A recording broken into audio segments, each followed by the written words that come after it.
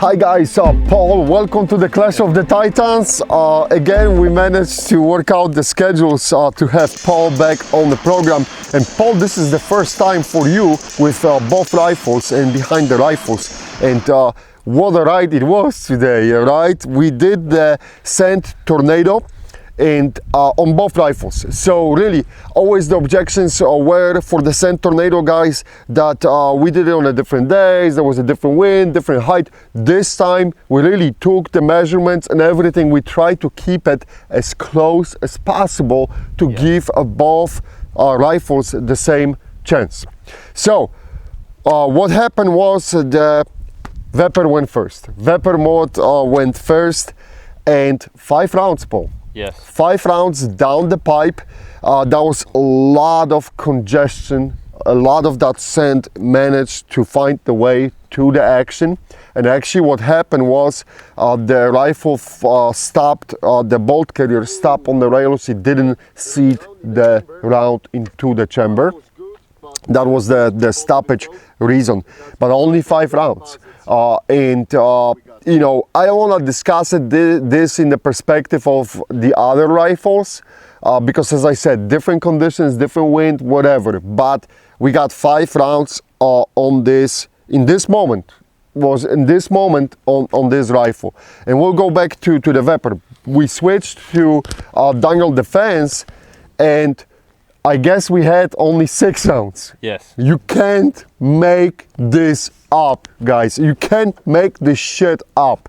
Yeah. So it's a 5 rounds and 6 rounds, very close performance on both rifles.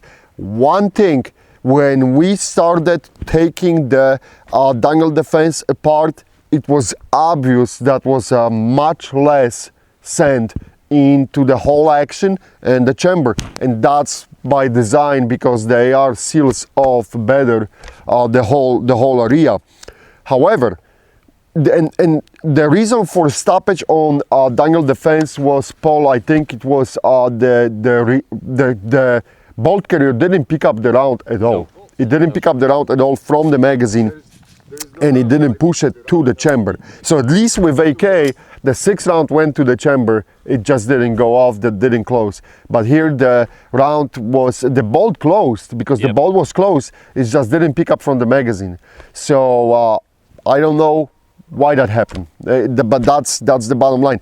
Still, it was much less sand on the action with the Dangle Defense than on the AK. So AK was plowing through the sand and was still trying to work, and that one really, I'm puzzled, you know. It did 1 round better, not much, 1 round better, but it stopped the very strange malfunction. Both rifles were kind of easy to clean, the AK by default, because you got the open access. Once you remove the dust cover, you got the open access to everything. We cleaned, we just used the standard stupid little can to with the blower. We blow it off. Paul, you put the magazine back to the rifle, and went perfectly fine. It was, I think we measured time for the cleaning was like between 5 and 10 minutes. You know, really less than 10 minutes on the cleaning on the AK. And then we turned the attention to the Dangle Defense, and that's why we are so surprised.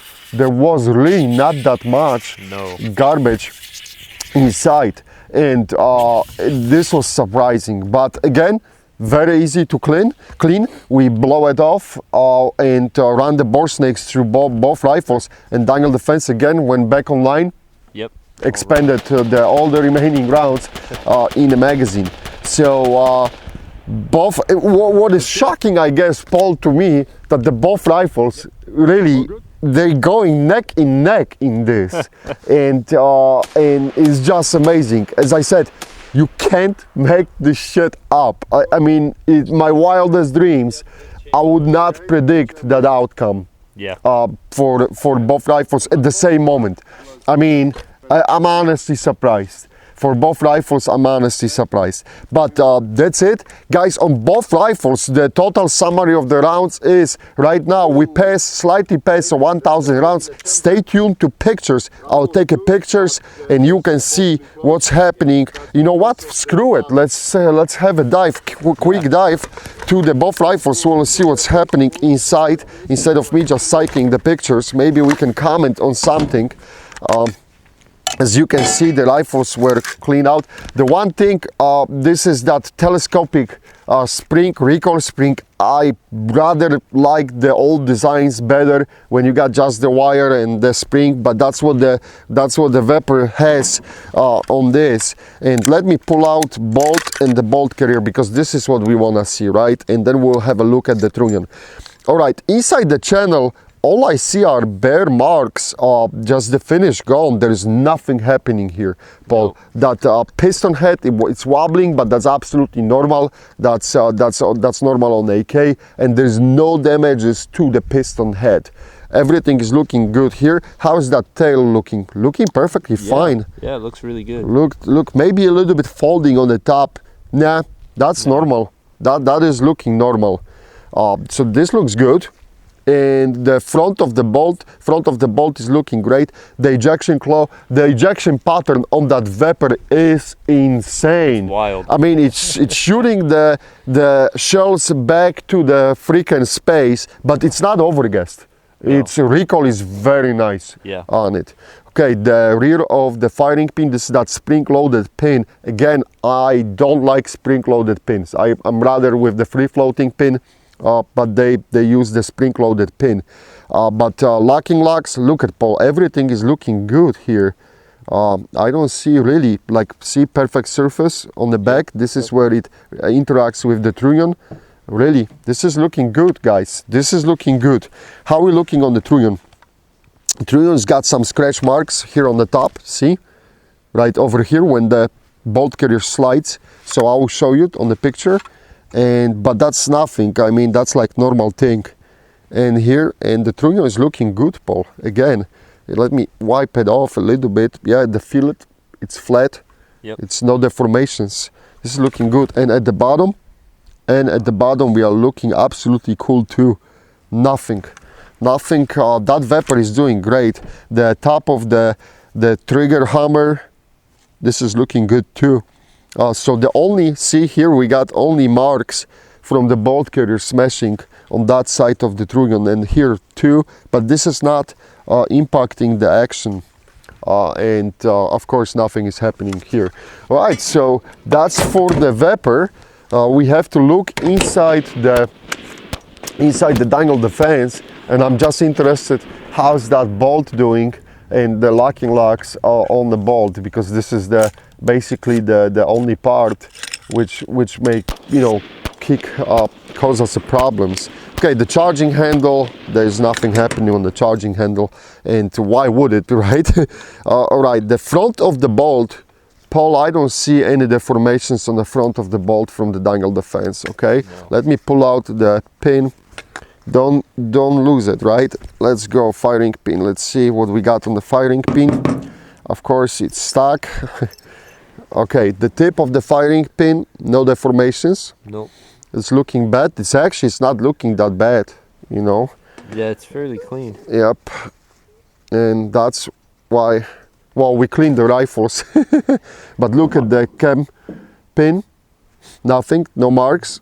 Hey, it's not broken. It's not broken. And as you can see, you can feel it. There is that here, but it's not, I don't see any cracks on it or anything. So that's a good sign.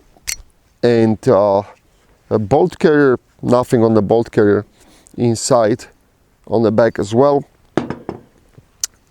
Gas rings are looking good. Nothing on the gas rings.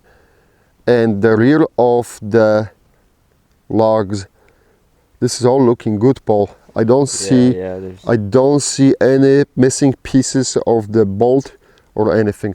So at this point, Paul, I would say both rifles are doing very, very well.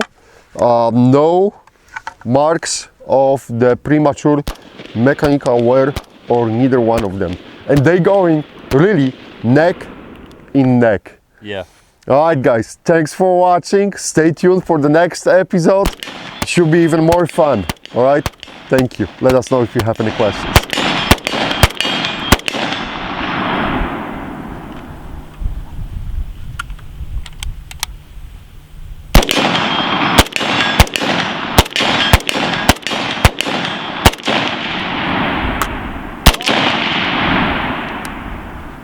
Nice.